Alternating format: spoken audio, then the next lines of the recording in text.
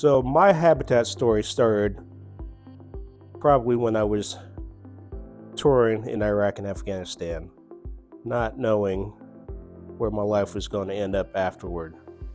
I did back-to-back from Iraq to Afghanistan. We did pretty much the same kind of mission. We was convoy security. We did security. I was a NCOIC, or non-commissioned officer in charge of training or recovery. I was in charge of 30 men. Between Iraq and Afghanistan, I encountered several IEDs, been in several explosions. At the time, I didn't realize how much of an impact that did to my body and mind. I continued on with the mission, got my guys through and made it home.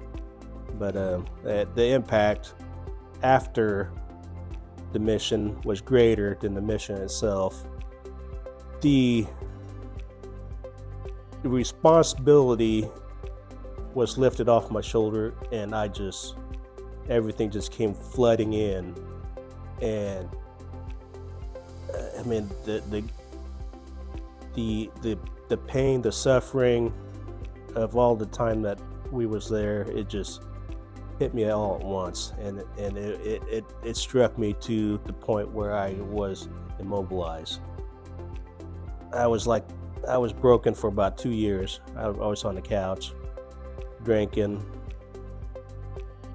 feeling sorry for myself. I couldn't figure out anything. I went to Anthony Stone, my at the time youth pastor. He told me he had something for me.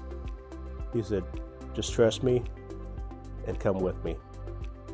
I was like, my life is in your hand, man. And he took me out to Habitat, and he gave me a camera. And for the first women's build, all I did was went around and took pictures, and everybody took me in, and from that point, it gave me a sense of purpose. After I got back from Iraq and Afghanistan, I kind of lost hope in humanity itself. I didn't see any good in people, but after I got to Habitat, I seen how giving and loving people were to each other, and the people of Habitat showed me love that otherwise I would never seen with people. All these guys have been great mentors and great leaders to me, that has taught me to love and forgive and not to forget, but to give again to humanity, to people. It is the greatest feeling for me that there are so many kind and loving people that are still around. I mean, it is the greatest feeling for me to be around people that are so loving. My story is different currently. It's because of Habitat. It's because of the people.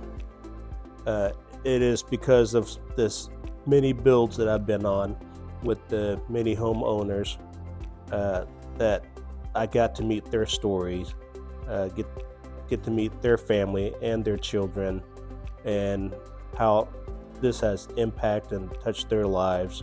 It has changed my life for the better.